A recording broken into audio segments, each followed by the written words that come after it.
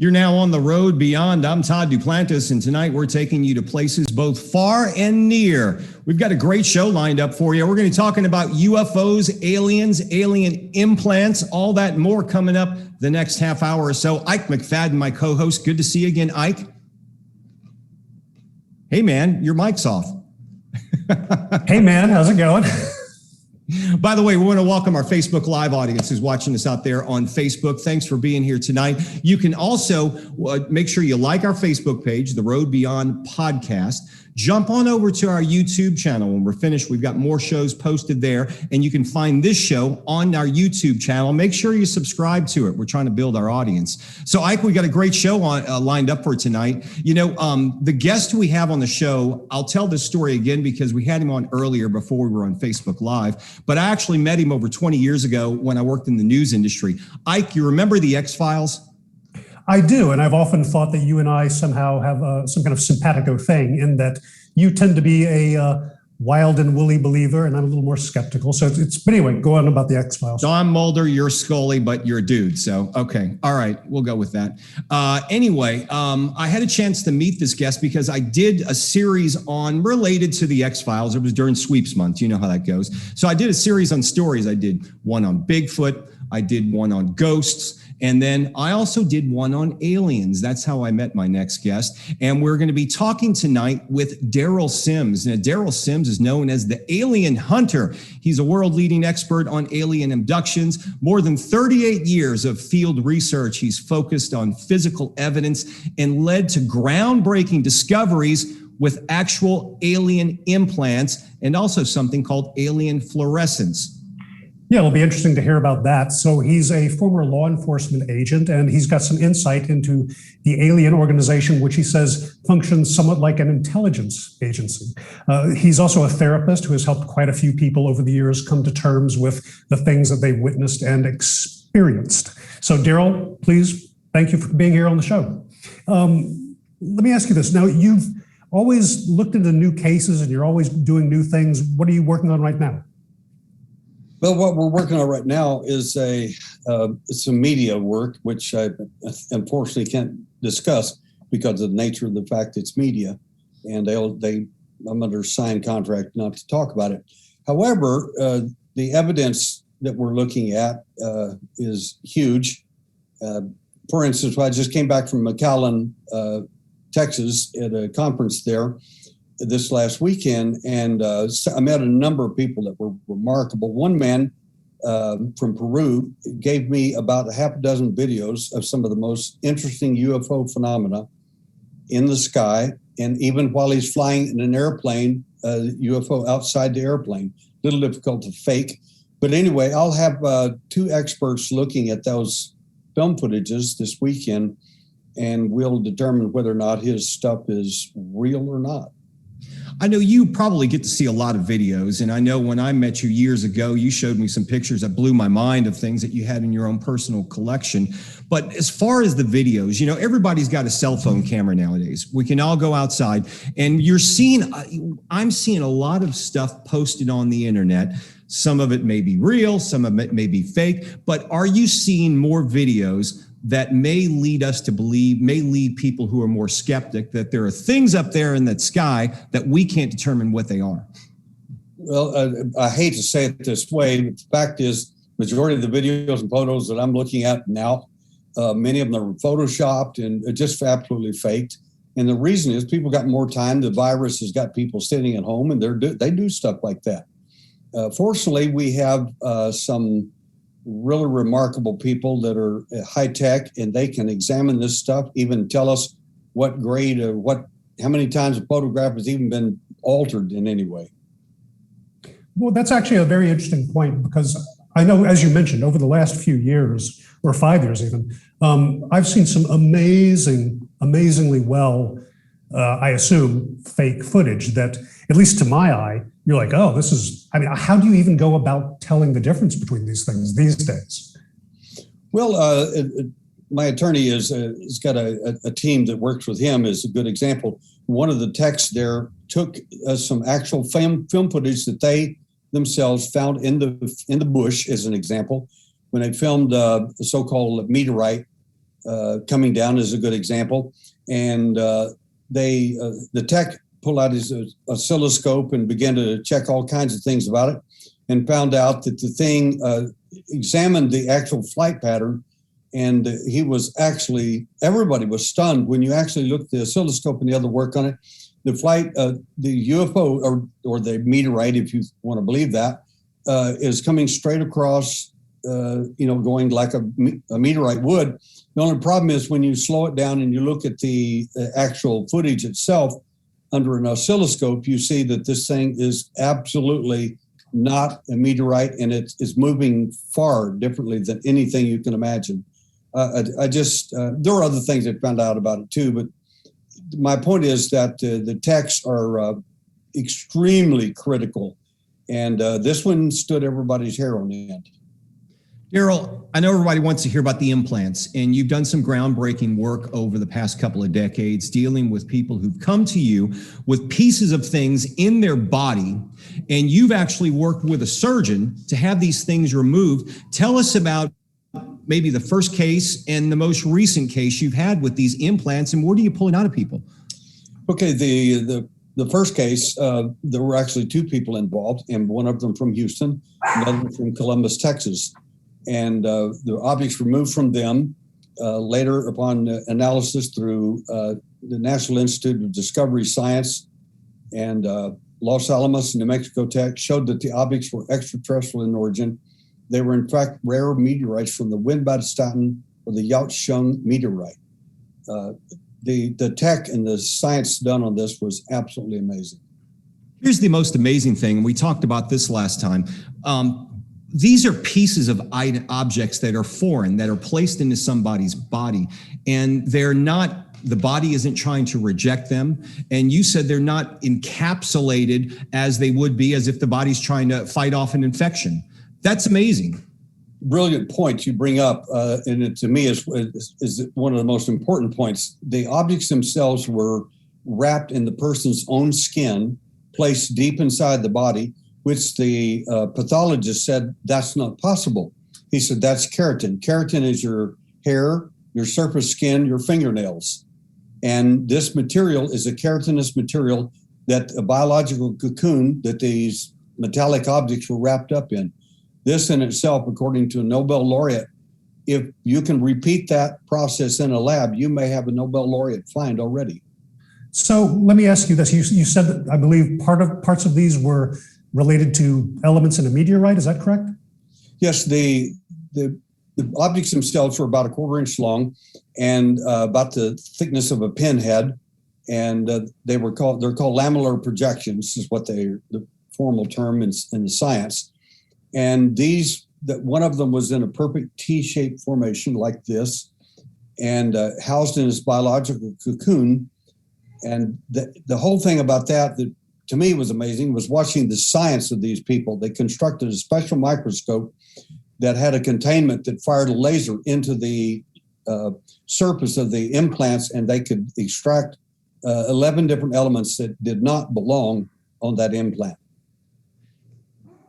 What are they using these implants for? I think last time we talked, you said you don't think they were used for tracking. What exactly are they in them for? That's a very good question. The best answer to the question of what are they is to think about what they're not.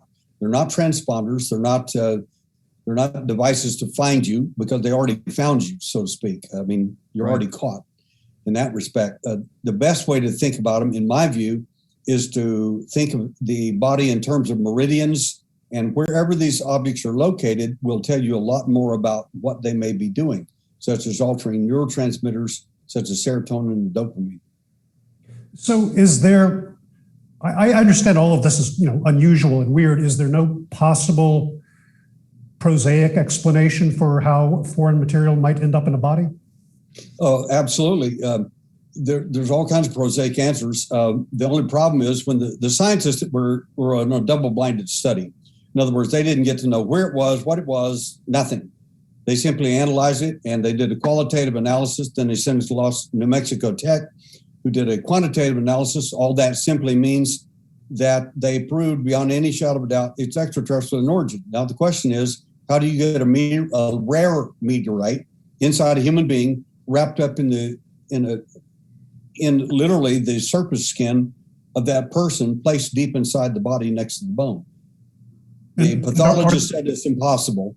And the scientists, when they found out later what was going on, they said it's impossible. It's just that simple. So that no one had any other idea how this might happen. Well, meteorites don't fall around, rare meteorites, 3 of them landing in somebody without you knowing it, and then wrapped up in your own surface skin deep inside the body. The pathologist flat said it didn't happen. I said, well, we've got it on film and 17 witnesses, including an attorney. He said, I don't care if God was present. There is no such thing as careless material around any kind of an object. That's not possible. He just was very upset about it. Derrel, I know you also have done some work where you're able to more or less look for fingerprints that aliens, or I should say, would leave behind. Maybe you can tell us about this phosphorescent process that you found using special black lights. One of the things I discovered in 1992 was that I have this working thesis that if you've had physical contact with an alien entity, whoever, whatever they are, that there is evidence on you, around you, or in you. And I started looking on people. And of course, you look for physical marks, scars, cuts, and this sort of thing, unusual lumps, bumps, and things that shouldn't be there. But I also started looking at the invisible range. And I found that in the fluorescent range, in the IR, the infrared and the ultraviolet range, that we found 2 things. One was a signature, which it seems like sweat from these entities, and that's the only way I can term it to make it plausible for the audience, gets on a person, such as if they picked you up or touched you on the hand, you might find 3 long fingers. But the only way you're going to detect that is with a black light, so that you can accelerate the material so that you can actually see the results of it. And it leaves a bizarre material on like a sweat in the form of maybe the fingers as an example. And what this seems to do is to provide for us another possible evidence that in fact your events may be real. So in your estimation, is this an example of people, things from the outside who are coming in to interact with people? Or would you say, are there aliens walking amongst us or embedded in the culture? What is your best take on that? Or are they even extraterrestrial or terrestrial beings? Well, those are really great questions. And the reason I say that is because, first of all, I don't know of any aliens that are walking around among us. That there may be there, and there are people that claim they're hybrids and so on. But I've got some photography of people who said these are hybrids, but that doesn't prove anything to me. The second answer is that these beings, when they touch you, they're leaving their impression on you, either in the form of damage, cuts, bruises, and scars, and things like this, or the fluorescence. Now, we've got about a dozen samples so far from people. And to highlight this, there are people who come to me and they'll have fluorescence on them, and I'll say, see this is alien related. And I'll do certain tests, which immediately, in 90% of the cases, prove it to be absolutely non-alien. And this stuff that the alien touches you with, it penetrates the skin subdermally on contact. You can't wash it off, get it off. We've had doctors try to use all kinds of substances. You can't get this stuff off. It finally will dissipate after 48 hours. Is it caustic to skin? It's not caustic at all. It just scares people half to death because they usually come with you. I had this strange dream or a weird incident. And as one wonderful person talked to me this last weekend at McAllen, they had on a trip all the way back from northern part of Texas down to the southern part, they crossed 60 miles and it took them over 5 hours to get across that 60-mile stretch. And 3 people in the car, and nobody can figure out why it would take. They got missing time for a number of hours. So we'll investigate that as a good example. So it seems like, at least recently, at least for the last couple of years, and it's picked up more in the last year, It seems like we're always hearing these stories about new revelations coming out, something in the news, something someone's gotten from the Navy. Do you think we are any closer now than we were in the past for getting any kind of real official disclosure of any of this? Well, my attorney has presented a paper this weekend that was absolutely remarkable. He and one other person, Grant Cameron, sat on this thing for quite a while. Long story short, it would take another show just to even talk about it. But the point was that a high-level ranking officer, a general officer, went to a private corporation because he couldn't get the military to give the answer about UFOs. He went to this private corporation and they basically threatened him and said, if you want to keep your 2 or 3 of your stars, you might want to just drop the whole subject. Now, if there's nothing going on, how could a corporation threaten a general who is one of the second in command of the Defense Intelligence Agency and get away with it? This whole thing is just absolutely amazing to me.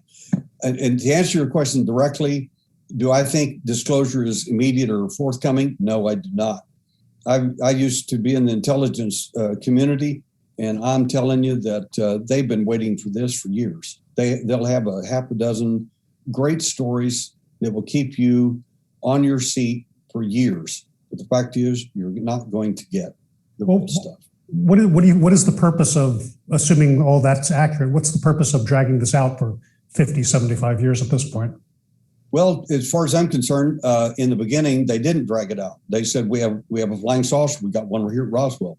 The next day, they said, no, we don't. Now, having been in the military, you don't make mistakes like that. There's no such thing as your information officer turned all this information loose, and then you deny it the next day, unless, of course, you got something to hide. Intelligence communities do this all the time. They're called cover stories. And that's exactly what Roswell's been for many years. And it's just one of many cases, or several cases, I should say, that are verifiable that seem to illustrate the fact that we have, in fact, crashed craft in the past. I think that one of the reasons we're not going to get that information now is because it's too well embedded. There's too much possible, and I use it very lightly, back engineered possibilities here. And the fact is, you don't want the Chinese, the Russians, or anyone else knowing what you're doing. And I hate to say it this way, but I got news for you. Our intelligence people in these different intelligence agencies don't want the American people to know what they're doing. That to me is criminal, because that's our tax dollars hiding this stuff in huge black budgets of special access programs. Could it also be that they would admit, you know what, there are things flying around in our skies, they're abducting our citizens, and there's not a damn thing we can do about it to protect you? Do you think that also plays a big role in it, or does that come into play? I think that does play a big role in it. And the fact is, I met a man at a conference years ago who was a DSP satellite specialist. Now, these are satellites that are all pointed at Earth. At the time, there were 18 geosynchronous satellites that have 3 big lenses on them, one invisible light, infrared, and ultraviolet, just exactly the lenses that we use to look for physical evidence on abductees. My point is, he calls it a $250 million UFO detector. And he's the guy that's got the top secret clearance, as I did, to answer the question. And I asked him one question: does DSP satellites know every one of the so-called UFOs? And he said, there is no such thing as UFO. He made that crystal clear. He said, don't use the word UFO. And I said, fast walker or slow walker. These are fast moving, slow walker. He said, yes. He said, we see them all the time, but there are no UFOs. That's why they can deny it over and over and over and do it with a straight face. You have to use the right terminology. Right. And he said, we know where every one of them have been. There's a history of them. And he said, that data is all recorded. Every event on Earth since these geosynchronous scopes, the DSP Defense Systems Program satellites, have been in operation. And so what was his opinion, or did he have one about what exactly these things are, or was that not even spoken about? He just smiled and said, there aren't any UFOs, and then looked at me and smiled. And I said, I have a top secret clearance too, and I know exactly how to talk to you. Let me switch gears a bit, because we live in Texas. You're down here in Texas as well, Derrel. I hear you do some work with a Chupacabra, and you might have a frozen one in your freezer. Oh, I knew you'd get around to that one. One of my people at the Houston UFO Network told me one night this big, long story. I said, wait a minute, knock it off. Well, I can't tell you because, I said, you have the rancher get in touch with me. The rancher called me and said, come down and pick it up. He said, I shot this thing inside my barn. And I said, what do you think it is? And he said, I think it's, he said, I don't know what it is. He said, but it's probably a hybrid of a coyote or something. I said, it makes sense to me. And the way he described it, I knew that wasn't the case. But when I looked at it, the thing is blue. It's got very little hair on it. And all my hunter friends they all know everything. It's a coyote, there's no question about it, until they look at it and say, oh my God, look at the teeth on that thing. Where's this hair? What? And I said, you should see the thing when it runs. It runs like a hyena. It's the strangest thing in the world. And there are different ones of them around. But the bottom line is, I said, coyotes tend to eat animals, horses, and different things if I can get them. And he said, yeah, this one lived in the guy's barn, and the horses loved him. When I took the so-called Texas blue dog, Chupacabra, whatever you want to call it, out in the sack, the horses come over to me. I've got it on film. They come over and start sniffing the sack and looking for their little buddy. Wow. Unbelievable. I don't have an answer for that one. Sorry, it's just in the freezer. And I don't know if it tastes like chicken. Derrel Sims, we'll have to go to a barbecue one day at your place. Really? I'll fool you all. Derrel Sims, known as the Alien Hunter. You can find him at thealienhunter.org. Derrel, folks can find you on Facebook. Where's your next appearance? Next appearance, I'm glad you asked. It's going to be in Washington State. I'm going to have to do this one by Zoom. It's Washington. It's MUFON. Forget the name. It's Washington State MUFON people. They're going to have me on this weekend, and it's going to be a fantastic show. I'm really looking forward to it. The Marine is absolutely an amazing woman up there from MUFON, so I'm looking forward to it.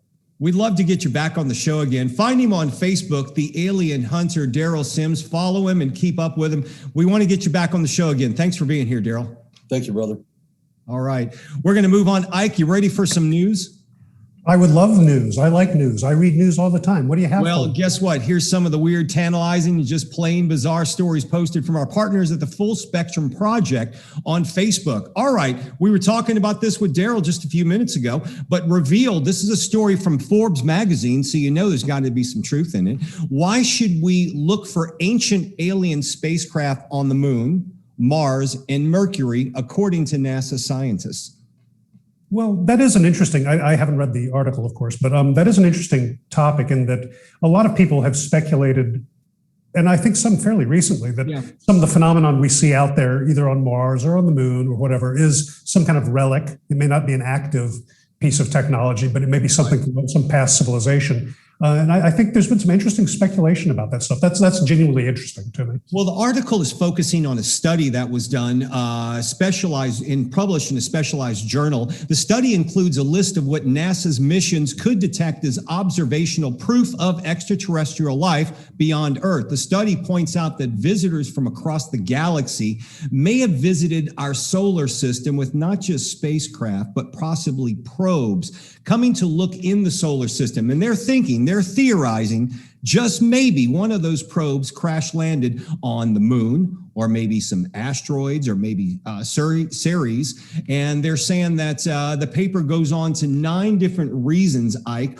on what they should do when we start looking around when we return to the moon. Number 1, search for crash sites on the moon, Mars, Mercury, or Ceres.